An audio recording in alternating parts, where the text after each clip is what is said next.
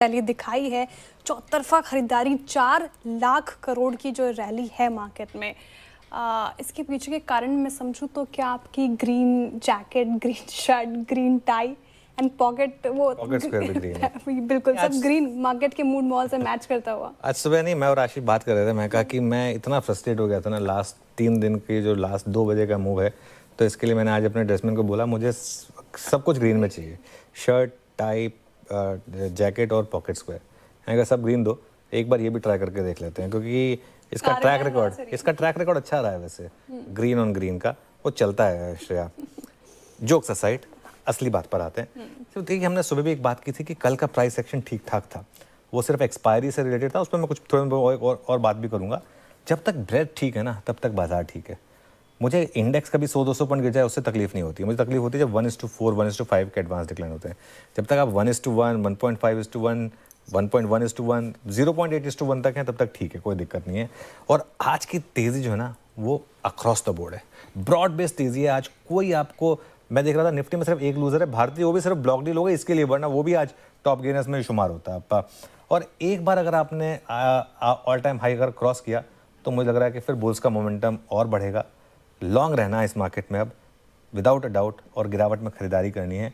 बाजार अब आरबीआई और यूएस फेड यहाँ से रेट कट को फैक्टर इन कर रहा है, जो हमने सुबह बात भी की थी, और यही आपको सेक्टर स्पेसिफिक मूव्स भी बता रहे हैं। आज जिस तरीके से बैंक्स चले हैं, पीएसयू बैंक्स चले हैं, श्रेया, मेटल्स, एनबीएफसीज, तो जो रेट कट से रिलेटेड स्टॉक्स हैं उनमें ज़ोरदार तेज़ी है। निफ्टी पर जहाँ तक अब अप्रोच की बात है, अब अगला रेजिस्टेंस है 25, गलती से 25 लिख दिया इसको, सॉरी, इसको प्लीज़ प्ले मत करिएगा। 26,200 से 26,300, 26,200 से 26,300 पर अब अगला रेजिस्टेंस है 26,250 से 26,300 पर, और सपोर्ट रहेगा करीब करीब 26,050 से 26,150 का। अब आपको लॉन्ग रहना है। हाँ, 26,250, 26,300 का रेजिस्टेंस है, और 26,050 नहीं, हटा दीजिए इसको, 26,050 से 26,150 का सपोर्ट। लॉन्ग रहे और अपने ट्रेडिंग स्टॉप लॉस को अब 26,000 पर ले आए बेसिकली। जो आज सुबह तक हमारा 25,800 था, अब इतनी बड़ी रैली हो गई, अब 25,800 रखने का मतलब नहीं है, अब 26,000 स्टॉप लॉस हो गया हमारा। बहुत सिंपल है, कोई उसमें डाउट ही नहीं है।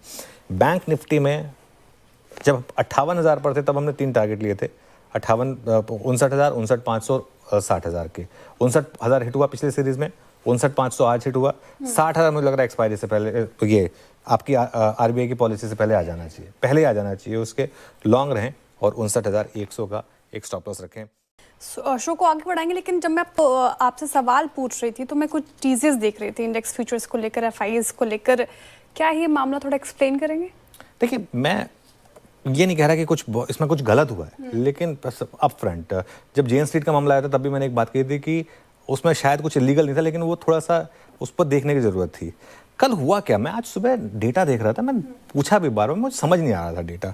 कल एफआईएस के 67,000 नेट शॉर्ट कॉन्ट्रैक्ट कवर हुए हैं, 67,000 नेट शॉर्ट कॉन्ट्रैक्ट कवर हुए हैं, ये एनएससी का डेटा है। कल एक बहुत इंटरेस्टिंग चीज़ थी कि निफ्टी गिर रहा था, इंडिविजुअल स्टॉक्स चल रहे थे, मिड कैप ऊपर था, तो इसीलिए एक्सपायरी वाले दिन कुछ शेयरों में आप देखें तो बड़ा मूव आता है, क्योंकि वो फिजिकल डिलीवरी के डर की वजह से लोगों को कवरिंग करनी पड़ती है अपनी शॉर्ट पोजीशन को।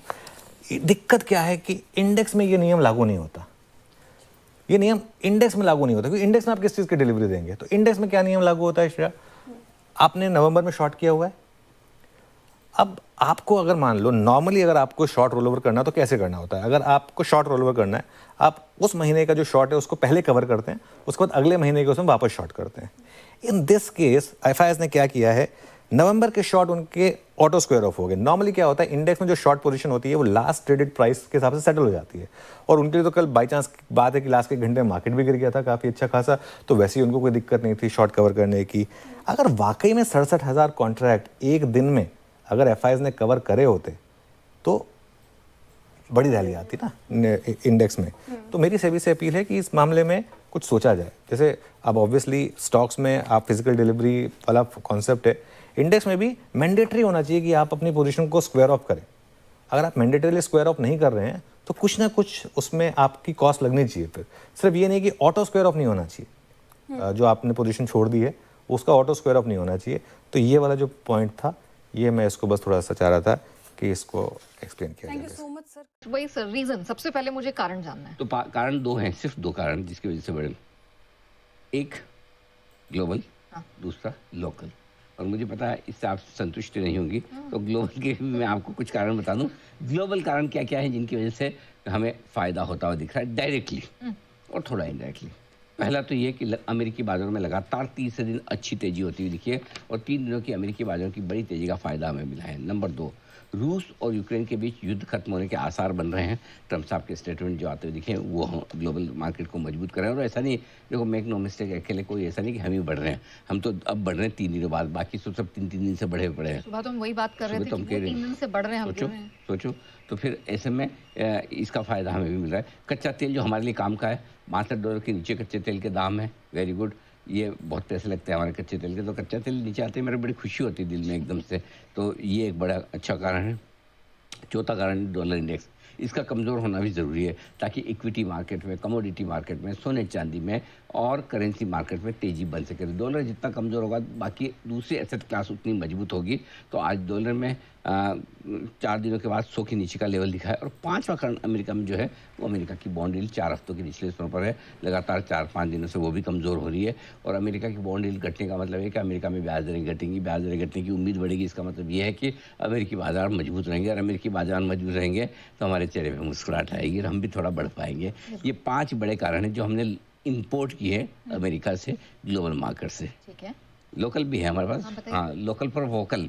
ये 5 के हाँ, लोकल फॉर वोकल कारण आपके सामने रख दूँ। नंबर 1 तो ये कि आज इस सीरीज़ की शुरुआत की हमने दिसंबर की, और दिसंबर सीरीज़ की शुरुआत हमने बहुत हल्के नोट पर की है। 1 करोड़ 38 लाख शेयरों का ओपन इंटरेस्ट निफ्टी का, जो मैंने कहा भी आपको, 1.5 साल के निचले स्तरों पर है। बैंक निफ्टी का ओपन इंटरेस्ट इस साल जनवरी के बाद के निचले स्तरों पर है। तो रोल ओवर्स काफ़ी कम हुए हैं, पोजीशंस काफ़ी कम रोल ओवर हुई है, तो और वो भी लॉन्ग पोजीशन और कम हुई है। ये और तो एक बड़ा कारण। दूसरा ये, कल एक्सपायरी के साथ ही जो कमज़ोर ट्रेडर्स हैं उनकी शॉर्ट लॉन्ग पोजीशन काफ़ी हद तक कट गई। जिस तरह से आप 25,850 के आसपास कल पहुंचे थे, तो काफ़ी इंपॉर्टेंट सपोर्ट लेवल के नीचे गए, तो कमज़ोर ट्रेडर्स सिस्टम से थोड़ा बाहर हो गए, क्लीन आउट हो गया।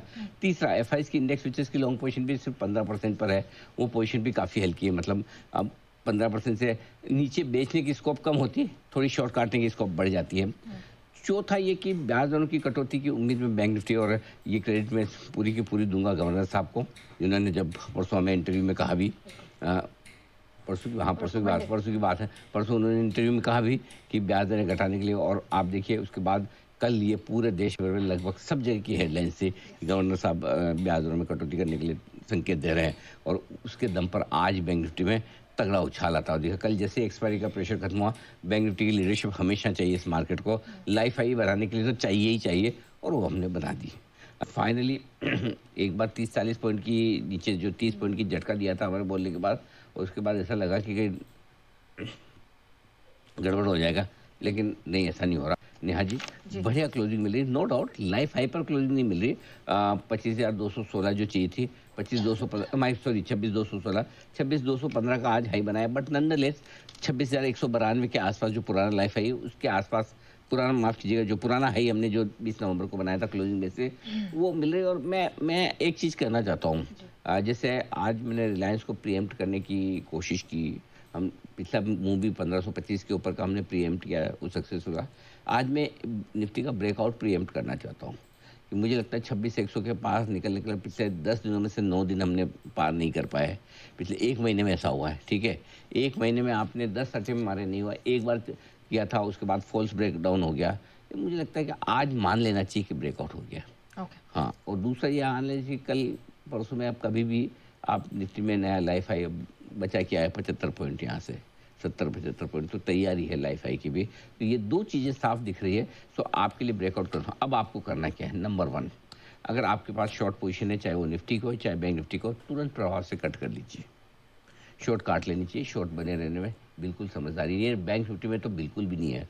अगर ज़्यादा से ज़्यादा आप निफ्टी में फिर भी चांस लेना चाहते हैं, एक दिन का और चांस ले लें, और वो एक ही कंडीशन पे कि आप 26,300 का कॉल ऑप्शन लेकर जाएंगे कसम खाकर कि भाई इसके ऊपर फिर मैं शॉर्ट काट ही लूँगा, इसके बाद नहीं रहूँगा शॉर्ट, तो आप ज़रूर अपने होल्ड करना चाहें। अदरवाइज़ जिस तरह की क्लोजिंग मिल रही है, अब ये है कि 100 पॉइंट भी और क्यों देने, वो वाली बात हो जाती है। कमाने में 100 पॉइंट में पसीना आ जाता है, देने में ऐसे झटके से गैप से खुल जाए तो क्या।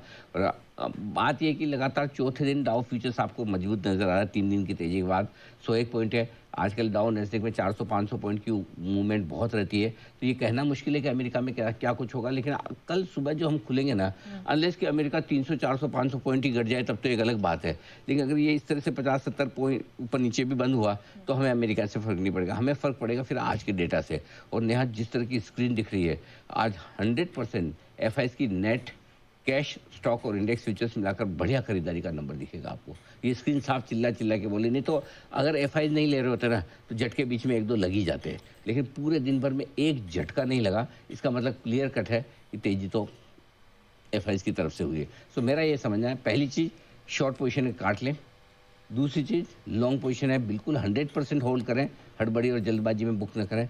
तीसरी चीज़, अगर आप में रिस्क लेने की ताकत है तो फ्रेश लॉन्ग पोजीशन दोनों में बना के जा सकते हैं। निफ्टी बैंक निफ्टी दोनों में, क्योंकि निफ्टी आपका 26,200 के आसपास बंद होने की कोशिश कर रहा है, बैंक निफ्टी 59,500 के ऊपर। तो बैंक निफ्टी पे हमारा 60,000 के आसपास का टारगेट है, लॉन्ग रखें। निफ्टी 26,200 के आसपास है, बिल्कुल लॉन्ग रखें। ये सोच के कि अगर 26,000 26,100 की रेंज में कल गलती से मिला तो मैं और खरीदूंगा, डरूंगा नहीं, डर नहीं लगेगा मुझे, तो उस कंडीशन पे आप और खरीद के जा सकते हो। तो मेरी राय है कि पहली चीज़ लॉन्ग है उसको होल्ड करें, दूसरी चीज़ शॉर्ट बिल्कुल भी ना करें, शॉर्ट है तो काट लें, और बाकी नया भी खरीद कर जाए, दोनों खरीद के जा सकते हैं। Alright, wonderful. भाई इससे बढ़िया तो मजबूत कमेंट्री नहीं मिल सकती। बिल्कुल, शॉर्ट एग्जिट करें, फ्रेश लॉन्ग पोजीशंस खड़ी करें दोनों में, निफ्टी बैंक निफ्टी दोनों में, और लॉन्ग पोजीशन अगर आपकी है तो बिल्कुल होल्ड करके चले, यही राय निकल कर आ रही है।